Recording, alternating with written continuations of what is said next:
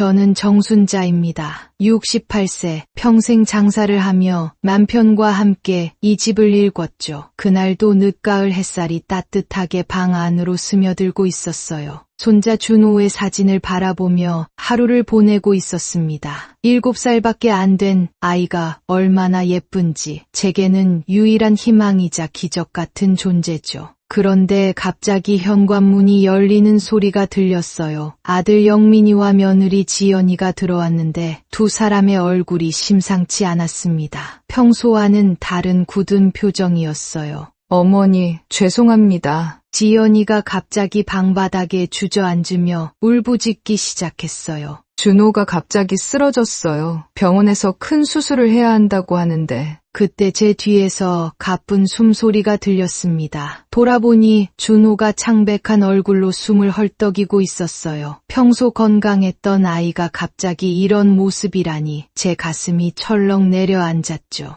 얼마가 필요한데? 저는 떨리는 목소리로 물었습니다. 5천만 원이요. 영민이가 고개를 숙이며 말했어요. 어머니, 정말 죄송하지만 다른 방법이 없어요. 저는 남편의 유언이 담긴 낡은 통장을 떠올렸습니다. 순자야, 이 돈은 우리가 평생 모은 피 같은 돈이다. 절대 함부로 쓰지 말고 정말 급할 때만 써라. 남편이 돌아가시기 전에 하신 말씀이었죠. 하지만 손자의 생명이 달린 일인데 어떻게 망설일 수 있겠어요. 저는 떨리는 손으로 방 안 서랍을 열었습니다. 그리고 평생 모은 전 재산이 담긴 통장을 꺼냈죠. 여기 있다. 저는 통장을 지연이 손에 쥐어줬습니다. 우리 준호만 살리면 돼요. 지연이가 통장을 받아들며 눈물을 흘렸어요. 어머님, 정말 감사합니다. 준호 아빠, 어서 병원으로 가요. 세 사람이 급하게 집을 나가는 모습을 보며 저는 가슴이 먹먹했습니다.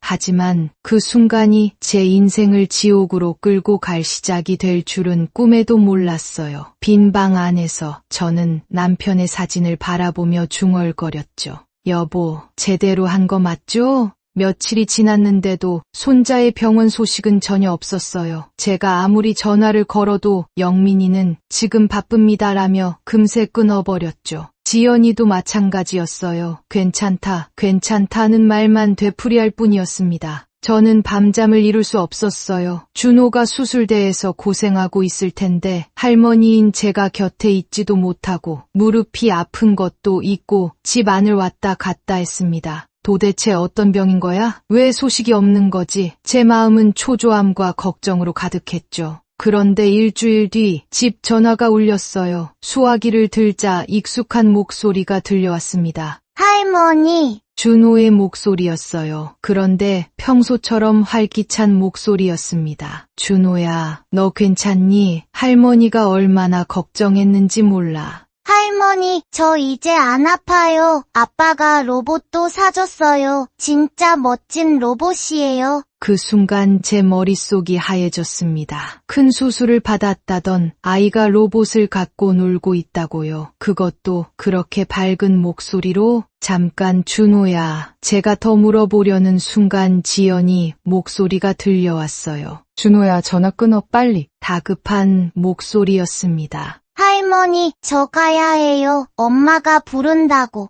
뚝 전화가 끊어졌어요. 저는 수화기를 든 채로 한참을 멍하니 서 있었습니다. 뭔가 이상했어요. 아이의 목소리는 너무나 건강했고 지연이의 당황한 모습도 수상했죠. 설마, 저는 입술을 깨물었습니다. 설마 거짓말을 한 건 아니겠지? 하지만 그 의심이 점점 확신으로 바뀌어갔어요. 제 가슴 속에서 뜨거운 무언가가 타오르기 시작했습니다. 그동안 느껴보지 못한 분노였죠. 더 이상 참을 수 없었어요. 저는 무릎이 아픈 것도 있고 곧바로 아들 집으로 향했습니다. 버스를 타고 가는 내내 가슴이 두근거렸죠. 제 예상이 틀렸기를 바랐지만 동시에 진실이 알고 싶었어요. 아들 집 앞에 도착했을 때 놀이터에서 준호가 뛰어노는 모습이 보였습니다. 새 로봇을 들고 친구들과 신나게 놀고 있었어요. 큰 수술을 받았다던 아이가 이렇게 멀쩡할 수 있나요? 준호야, 제가 부르자 아이가 달려왔어요. 할머니, 언제 왔어요?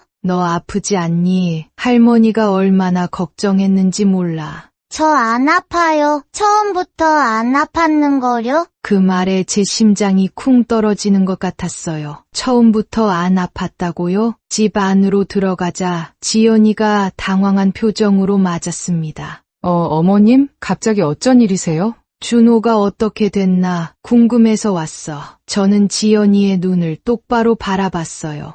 그게 다행히 수술 잘 끝났어요. 지연이가 눈을 깜빡이며 거짓말을 했습니다. 그런데 불길한 기운이 들었어요. 저는 갑자기 안방으로 향했습니다. 잠깐만요. 어머님, 거기는. 지연이가 막으려 했지만 이미 늦었어요. 저는 붙박이장 문을 확 열어젖혔습니다. 그 순간 제 눈앞에 펼쳐진 광경을 보고 말문이 막혔어요. 명품 가방들이 가득했습니다. 루이비통, 샤넬, 에르메스, 한 개에 몇백만 원씩 하는 가방들이 즐비하게 걸려 있었어요. 그뿐만 아니라 비싼 시계, 보석함, 그리고 이게 뭐냐? 저는 떨리는 손으로 영수증, 뭉치를 집어들었습니다. 호텔 영수증, 유흥업소 영수증, 명품 매장 영수증, 제가 준 돈이 고스란히 이런 곳에 쓰인 거였어요. 한 번에 몇십만 원, 많게는 몇백만 원씩. 내 남편의 피 같은 돈을 저는 입술을 부르르 떨었습니다. 이런 데 쓰다니. 지연이가 변명하려 했지만 저는 더 이상 듣고 싶지 않았어요. 눈물이 아닌 서늘한 분노가 제 심장을 조여왔습니다. 평생 모은 돈을 손자의 생명을 위해 기꺼이 내준 제 마음을 이렇게 짓밟다니. 그 순간 저는 결심했어요. 이대로 당하고만 있을 순 없다고. 집으로 돌아온 저는 밤새 잠을 이룰 수 없었습니다. 분노와 배신감이 가슴을 짓눌렀어요. 하지만 동시에 차가운 결의도 생겼죠. 다시는 눈물 따위 흘리지 않겠다고. 다음 날 아침 저는 시장으로 향했습니다. 구석진 전파상에서 작은 녹음기를 하나 샀어요. 가게 주인이 할머니, 이걸로 뭘 하시게요? 라고 물었지만 대답하지 않았습니다. 녹음기를 사들고 나오는 순간 제 눈에는 불길 같은 결의가 타올랐어요. 이제부터는 제가 게임의 주도권을 쥐겠다고 마음먹었죠. 집에 돌아와서 영민이에게 전화를 걸었습니다. 영민아, 엄마가 할 말이 있으니까 지연이랑 같이 집에 와라. 무슨 일이세요, 어머니?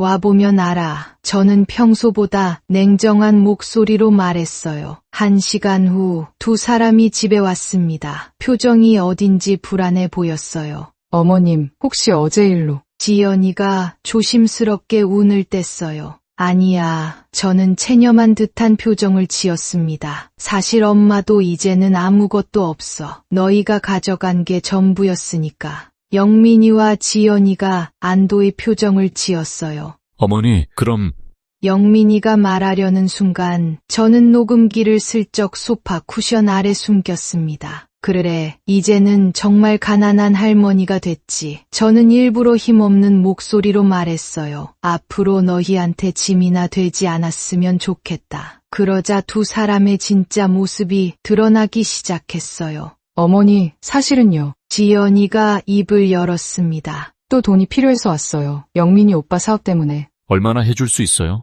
영민이도 노골적으로 물어봤죠. 방 안에 숨긴 녹음기가 그들의 탐욕스러운 목소리를 하나하나 기록하고 있었습니다. 제 마음은 차가워졌지만 표면적으로는 계속 연기했어요. 돈이 어디 있겠니? 그들의 대화는 점점 더 추악해졌어요. 제가 죽으면 집은 어떻게 되는지, 다른 재산은 없는지 모든 것이 녹음되고 있었습니다. 다음 날 저는 무료 법률 상담소를 찾아갔습니다. 박도연이라는 35세의 젊은 변호사가 저를 맞아주었어요. 어떤 일로 오셨나요? 박 변호사가 친절하게 물었습니다. 저는 준비해온 모든 것을 책상 위에 쏟아놓았어요. 영수증 뭉치, 녹음기, 그리고 통장 사본까지. 박 변호사가 녹음기를 틀자 어제의 추악한 대화가 생생하게 울려 퍼졌습니다. 또 돈이 필요해서 왔어요. 얼마나 줄 수 있어요? 어머니가 죽으면 집은. 녹음을 다 듣고 난 박 변호사의 얼굴이 분노로 굳었어요. 할머니, 이건 단순한 가족 문제가 아닙니다. 박 변호사가 단호하게 말했어요. 중대한 사기죄입니다. 손자의 병이라는 거짓말로 돈을 빼낸 것은 명백한 범죄 행위죠. 그럼 어떻게 해야 하나요? 저는 떨리는 목소리로 물었습니다. 민사소송으로 손해배상을 받을 수 있고 형사고발도 가능합니다. 박 변호사가 설명했어요. 그리고 무엇보다 중요한 건 손자 준호의 미래를 지켜야 해요. 준호를요? 네, 신탁제도를 활용해서 할머니의 재산이 준호에게만 상속되도록 할 수 있습니다. 부모가 함부로 건드릴 수 없게요. 절망 속에서도 다시 살아날 길이 열리는 순간이었어요. 저는 박 변호사의 말을 들으며 가슴에 생기가 도는 것을 느꼈습니다. 할머니, 이런 일로 고생하셨지만 이제는 법이 할머니를 지켜드릴 거예요. 박 변호사가 저를 위로해줬어요. 정말 감사합니다. 저는 고개를 숙였어요. 이제야 희망이 보이는 것 같아요. 모든 서류를 정리하고 나서 저는 마지막 준비를 했습니다. 이제 진짜 판결을 내릴 시간이 온 거예요. 며칠 후 저는 다시 아들 집을 찾아갔습니다. 이번에는 큰 봉투 하나를 들고 있었어요. 안에는 모든 증거들이 들어있었죠. 어머님 또 오셨네요? 지연이가 어색하게 웃으며 맞았습니다. 너희한테 줄 게 있어서. 저는 평온한 목소리로 말했어요. 거실에 앉자 영민이도 나왔어요. 뭘 주시려고 오셨어요? 저는 봉투에서 영수증들을 하나씩 꺼내 탁자 위에 늘어놓았습니다. 명품 가방 영수증, 호텔 영수증, 유흥업소 영수증. 두 사람의 얼굴이 순식간에 하얗게 변했어요. 이게 뭐예요? 지연이가 떨리는 목소리로 물었습니다. 준호 병원비로 쓴 돈들이지. 저는 차갑게 말했어요. 그리고 녹음기를 탁자 위에 올려놓았습니다. 재생 버튼을 누르자 며칠 전에 추악한 대화가 고스란히 울려 퍼졌어요. 또 돈이 필요해서 왔어요. 어머니가 죽으면 집은 어떻게 되죠? 지연이가 녹음기를 끄려고 손을 뻗었지만 저는 막았습니다. 끝까지 들어봐. 제 목소리에는 서늘한 분노가 담겨 있었어요. 바로 그때 현관벨이 울렸습니다. 영민이가 문을 열자 박도현 변호사가 들어왔어요. 안녕하세요. 박도현 변호사입니다. 박 변호사가 서류를 꺼내며 말했어요. 법원의 결정을 전달하러 왔습니다. 법원이요? 영민이가 당황해했어요. 정영민, 김지현 씨 귀아들은 허위사실로 피해자를 기만하여 금전을 편취한 혐의로 기소되었습니다. 박 변호사가 차근차근 읽어나갔어요. 아들 내외의 얼굴이 하얗게 질리며 무너졌습니다. 저는 그때서야 입을 열었어요. 너희의 죄는 돈을 훔친 게 아니다. 제 목소리는 떨렸지만 단호했습니다. 이 아이의 인생을 훔치려 한 거다. 마침 놀이터에서 돌아온 준호가 집 안의 어수선한 분위기를 보며 저에게 달려왔어요. 할머니, 무슨 일이에요? 저는 준호의 작은 손을 꼭 잡았습니다. 준호야, 할머니랑 같이 살래? 정말요? 좋아요. 박 변호사가 마지막 서류를 내밀었어요. 신탁계약서입니다. 이제 정준호 군의 미래는 법적으로 보호받을 거예요. 저는 준호의 손을 잡고 집을 나섰습니다. 현관문 밖으로 쏟아지는 따뜻한 햇살이 우리를 맞아주었어요. 할머니, 우리 어디로 가요? 새로운 시작을 하러 가는 거야. 준호야. 그렇게 저희는 함께 걸어갔습니다. 남편이 남겨준 진짜 유산은 돈이 아니라 이 아이를 지키는 것이었다는 걸 이제야 깨달았어요. 현관 앞에서 제가 준호와 손을 맞잡고 걸어 나가려 할 때 지연이 문가에 서서 마지막으로 입을 열었습니다. 준호야, 미안해. 엄마가 잘못했어. 지연의 목소리는 떨렸고 두 눈에는 눈물이 고여 있었지만 끝내 그걸 흘리지는 않았습니다. 할머니랑 꼭 행복해야 해. 꼭.